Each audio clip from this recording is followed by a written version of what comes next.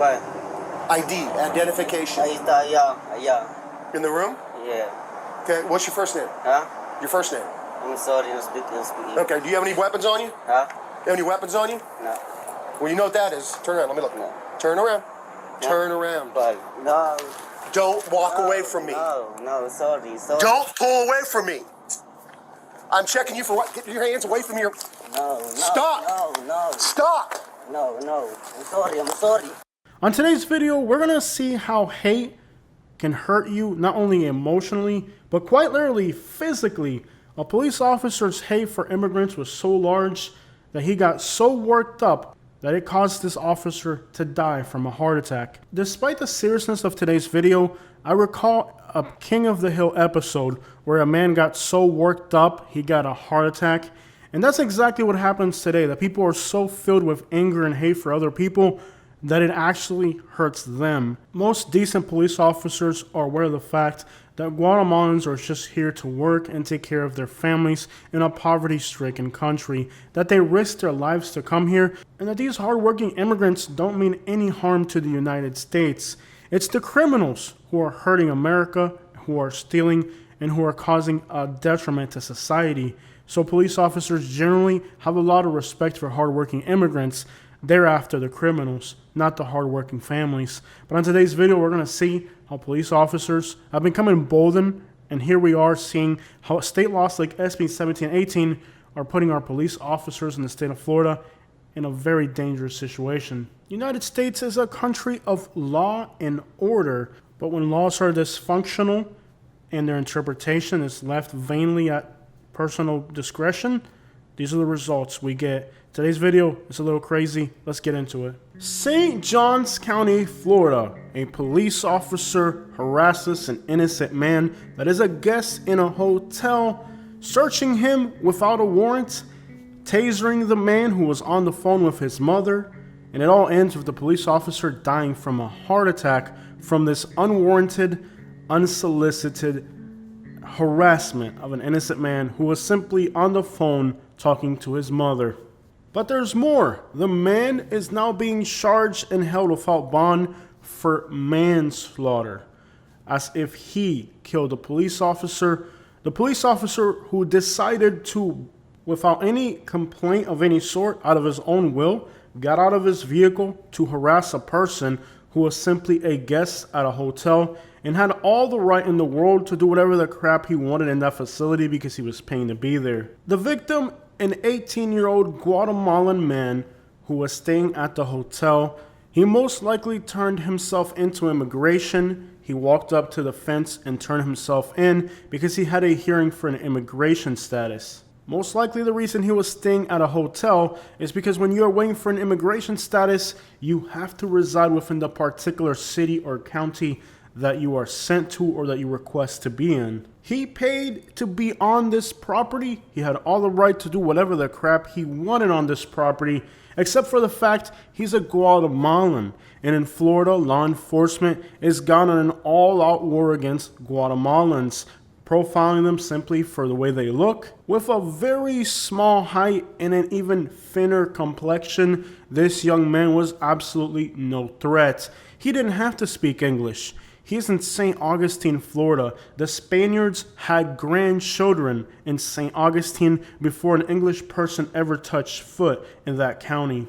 Nobody had made a complaint at this hotel, and the person was a guest simply on the phone talking to his mother. The police officer was simply, perhaps maybe even a trespasser, since he wasn't invited to this hotel, but the person staying at the hotel, the young Guatemalan man, was in fact a paying guest. He had all the right to be there. Besides the fact that the police officer approached the person, engaged the person who had no desire or obligation to engage this police officer, let's pretend he did know English and just had refused to acknowledge the police officer. He didn't have to say anything to the police officer. He didn't commit a crime. He didn't consent to a search. He's a paying guest at a hotel. He's got all the right to be there, and the police officer decides that he has the freedom to search this person without any complaint, without any permission from the person. The person clearly did not consent to a search. He asked the police officer to leave. He didn't speak English. He didn't want to talk to him. Hey, I would have personally told the police officer I didn't speak English because he had no right to be there talking to him. He was on the phone talking to his mother. He didn't want to talk to some stinky police officer. So the police officer trespasses into a property, harasses a guest of a hotel, searches him without a warrant, detains him without any probable cause, tasers the man, arrests the man, and now they're charging him for manslaughter because the fat piggy ate too many donuts and had a heart condition. That's why I don't fight people, because I'm overweight. He decided, nobody called this police officer there. It was completely his decision to bother this Guatemalan, assuming he was an illegal. He could search him. Perhaps if he had cash on him, he could steal it. Most likely his intention was to steal the young man's money, because that's what police officers in Florida do. When they see a Guatemalan, they search them, they go through their wallet, and if they have any cash, they steal it from them. That was most likely his intention. But now he has a heart attack because he's eating too many donuts, and now they're holding this man in what I would consider in a kidnapping stage, because they don't really have any probable cause. You may have heard the legal term, the fruit of a poisonous tree. It means the moment you decide to break the law, you no longer have the ability to prosecute someone. So that police officer initiated a search without consent, without any type of suspicion. What's going to happen in this case is the following. The state of Florida has become completely, I don't even know what's going on. We've become Alabama practically in Florida, where law enforcement just does whatever the crap they want. I'm seriously at the point where I want to leave the state of Florida, because literally this state has become so ineffective that I don't even feel like, the reason I left Alabama was because of this exact type of situation. This is the type of situation that happens in Alabama, but now it's happening in Florida. St. Johns County has a horrible reputation, by the way. I've included St. Johns County as well as Brevard, this whole northeastern tip of Florida. I've warned people. I've actually already made videos warning people about how profiling the police is in this area. From Melbourne to St. Johns County, St. Augustine area, we have already done videos on our channel that mention these areas as places that minorities need to be careful because of police profiling. We have on our channel already talked about how bad police profiling is in Northeast Florida and how law enforcement simply does not respect the rights of immigrants. In adjacent Palaca, Florida, they have some of the highest homicide rates for Hispanics, even though they have a small Hispanic population. We recently did a video of the top 10 most dangerous places for Hispanics in Florida, and that region of Florida dominated the list. So it's not really a surprise that this particular situation is happening in St. Johns County, Florida. In fact, we have traveled over 300,000 miles across the United States in different vehicles, and the only place outside of Southwest Florida where I have ever been detained by law enforcement was in St. Johns County, Florida.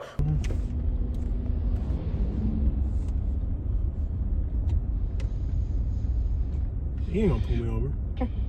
I slowed down for that crap, bro. You coming around that curve, you gotta be kidding me. Oh, we're getting pulled over. That better not be for us. He's got us. He's got us? Well, we're on video. We're gonna park out of the way so we're not freaking. He got us. We got a COVID appointment scheduled, just so you know. Oh, okay. You don't want to get near us. All right. You got ID on you? Right there. All right, I'll just take that. You don't want to get nowhere near us right now, buddy. Yeah. What I do? You're speeding, man. Was that when I saw the sign though? When you come around that curb, I slowed down when I saw the sign. School zone started way back further before that. Gotcha. curve. Yeah. But I pulled up. Hey, this camera's recording, just so you know, for YouTube. Okay. We're showing everybody.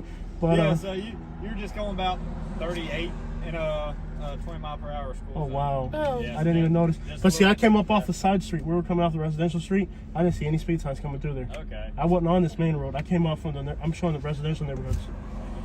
All right. Well, give me 1 second, man. I'll be right back. Yes, with sir. you. Thank you. There's no school on King Street. I'm gonna take this guy. If he gives me the ticket, I'm gonna take him to court. It's not even like there's like a block between you and the school, and there's like houses between there. It's not on the school. How far away from a school zone do you have to be? Yes, sir. There's that back. Just make sure you're careful. I'll be with the careful. school zone. All right. Good luck Yeah, with that test. beautiful, all right? beautiful city, man. Appreciate it. Yeah. Thank you, sir. Yeah. Where we were detained by a police officer in an African-American neighborhood, probably for looking like we were out of place. Police profiling. Yes, we were actually profiled on video. I have a video of this event. Happened to us in St. Johns County. We were driving through an African-American neighborhood and the police officer detained us. Of course, I had the best excuse on earth. My wife currently had COVID and I said, hey man, you want to catch COVID or you want to let us go? But clearly, he was profiling us for being in an African-American neighborhood. It's the only reason he really pulled us over. It's not a secret what's going on in St. Johns County and in Brevard County. I have actually made entire videos on our channel warning people about how bad the police profiling is in this area. So it's no surprise that this situation is happening there. Just a few days ago, I did a video showing how in Lee County, Florida, despite the entire county being crime-ridden, most of the police presence is only taking place in Tice, which is the Guatemalan neighborhood. So we can see how Lee County, St. Johns County, Brevard County, these counties are set because of their racist predisposition to target these Guatemalan immigrants who are literally the most hardworking people that I have ever seen in my life. This young man at 18 years old came to the United States, most likely to build a home for his mother back in Guatemala. And one of two things is going to happen here. One, the most embarrassing thing that could happen is that they actually do charge and prosecute this man for a manslaughter charge, which clearly he broke no laws. He did nothing. Literally, the law states that if you cannot foresee this thing happening, you're not liable for it. And clearly, how could he foresee that if he's outside of a hotel that he's paying for, that a police officer would get so excited by being able to profile an immigrant that he would have a heart attack from it? All the liability here lies on the police officer. Nobody called him to be there. He decided to go and harass this person. He decided to search this person without probable cause, which means that even if he did find something that was illegal, it's the fruit from a rotting tree. He has no legal power. He just decided to do this all on his own will. So the people that are holding him right now in prison, they are well aware that there's no probable cause or reason or justification to be holding this young Guatemalan man as a prisoner or almost as a kidnapping victim, because he really doesn't have any reason why he should be there, because he didn't commit any crimes. It's a police officer who did the whole thing. He just basically, he escalated a situation so much that it killed him from a heart attack. So two things could happen. The state of Florida could actually go through with this horrible situation and charge this man with manslaughter, although it will likely not stand in the courts. In situation number two, he will get deported at his hearing, but despite the fact he'll be going back to Guatemala, he will have a great lawsuit against this law enforcement agency for basically causing him the pain and suffering of watching somebody die while arresting him, which has to be the absolute most horrifying thing that could happen to a Guatemalan. The hotel is actually liable because they have an obligation to keep their guests safe, and if the law enforcement's coming onto their hotel premises and harassing, searching people who are guests without any likely suspicion or any real justification, that hotel has a definite lawsuit as well as the St. John's Police Department. They just made this young man, quite literally, all the work that he was going to have to do in the United States, that plus more. This young man was a law-abiding person. He didn't come over here illegally. He walked up to the fence and turned himself into Border Patrol and started a legal process to see if he had an asylum claim. He was a law-abiding person. He was working most likely in the United States, talking to his mother on the phone, most likely letting her know how his day at work was. When you break the law and you do things that are illegal, you put people's lives in danger. And this police officer, by doing an illegal search, by trespassing onto this hotel property, and by pretty much tasering and just, I don't even know, torturing this person needlessly who did nothing wrong, when you do things that are illegal, you put people's lives in danger. And in this case, the liability fell on his own life. When you do things that are inappropriate or illegal, like what this police officer did, you put people's lives in danger. And that doesn't just apply to us citizens, that also applies to law enforcement. When law enforcement does things that are outside of the law, like unsolicited searches, trespassing, and arresting people who do not need to be arrested, you put lives in danger. And the unfortunate result for this officer was that he paid the price with his own life. It's a very unfortunate situation for everybody involved, and I'm sure if they had somebody like Grady Judd in this county up there in St. John's, Grady Judd would pretty much denounce this police officer for what he did. They wouldn't have given him any type of honorary treatment.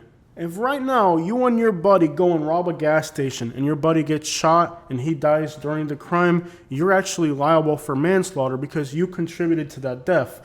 In this case, the only person who did something illegal was the police officer. He pretty much contributed to his own death by breaking the laws of how to conduct a search. He didn't have probable cause. He sure as crap did not have consent from the person he was searching, and there was no imminent threat to anybody at all. He was the lone person outside on the phone talking to his mother.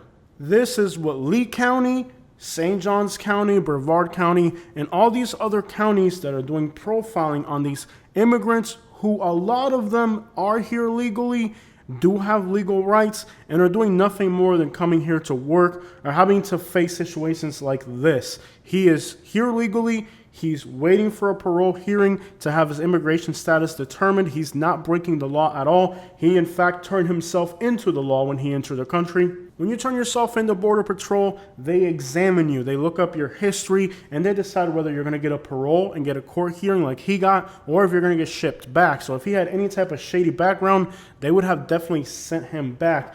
Basically, Border Patrol detained this person. They looked at his record, they looked at his credentials, and they decided, yeah, welcome to the United States. You're going to get a court hearing. Let's determine whether you have a probable cause to be able to be in the United States. He was not expelled from the United States, so he was here legally, and that means that law enforcement has the obligation to protect him because he's not here illegally. He's not breaking any laws. Here comes this stupid police officer with a prejudiced background, sees a Guatemalan. Oh, I could probably extort him. Because that's, by the way, what these police officers in Florida are doing. When they see a Guatemalan, they detain him without any reason. They search him. If they find any cash, they keep it. And they assume, well, he's a Guatemalan, so he's not going to be able to press charges, or he's going to be afraid to press charges because he's got a parole hearing. Or if he's here illegally, then he's definitely going to be afraid to press charges. These police officers are basically like in Lee County, Florida. I just made a video a few days ago talking about how the police officers are detaining illegals to be able to extort them. Meanwhile, absolutely nothing is happening about the extraordinarily high drug overdose rates that are happening in that part of Florida. People are dying left and right. Incredibly high overdose death rates in that part of Florida. And that is because law enforcement's not going after the real criminals. They're going after the Guatemalans because they can extort them for cash money. And there's no debating anything here, by the way. This is all on body cam footage. You can watch the whole video. It's pretty straightforward what happened. There's no questions of what happened because there is a video. The only thing that is a question now is why are they detaining him without bond when it's the police officer who's liable for his own death. The young man did not fight. He wasn't uncooperative. He simply had no obligation to do anything. And he did try to cooperate. He did just try to say, hey, I'm eating, I'm not doing anything. But at the moment that the police officer went for his pockets, the first thing he thought was, he's gonna steal my money, that's what cops do in Florida. Considering that this police officer had already broken several protocols, he was completely justified for thinking that when the police officer went in his pockets, it was to rob him. And that's exactly what police officers in Florida are doing. Opening a big window into a few topics that we have already discussed thoroughly on our channel, like law enforcement in these counties in Florida going after people they assume are illegal so that they can rob them, or if they're homeless, trespassing them and destroying their property without proper warrants. The courts have determined that if you're going to search somebody, you have to have probable cause and you have to have a search warrant and you have to have consent. That's what the courts have approved of. But many of these police officers in Florida know that if it's not on camera and there's nobody around to tell them what to do, that they have more power than the courts, and they do things according to how they feel they want to do it with the power their badge perceptively gives them. I've driven through just about every bad hood in the United States at this point for the most part, and the only hood that I have ever been profiled by the police for being there wasn't St. Johns County. That should just open up a window into the types of practice that this particular agency is taking on their hands.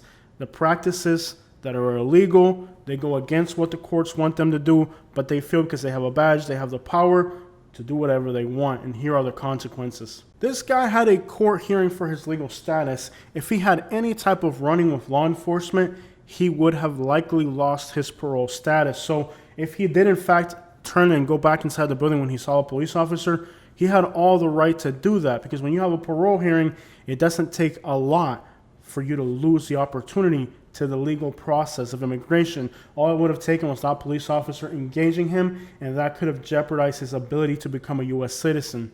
But even if the police officer's claim was true that the person tried to avoid him, which he had all the right to do since he's a guest in this facility, now that is a huge aspect of this case, is that this guy wasn't trespassing, he wasn't walking on a sidewalk, he was a guest at the hotel. That means that he has the legal right to be there, and that the police officer didn't have the right to be there because he was not a guest, he wasn't invited, he was a trespasser. Even in the case that the police officer wasn't lying about the person trying to avoid him, he had all the right to avoid this police officer. State Bill 1718, recently passed by the governor of Florida, gives law enforcement the authority to act as immigration agents. Do you guys remember the video that I made where I mentioned that SB 1718 was going to lead to situations where police officers were going to start to extort people who are here illegally?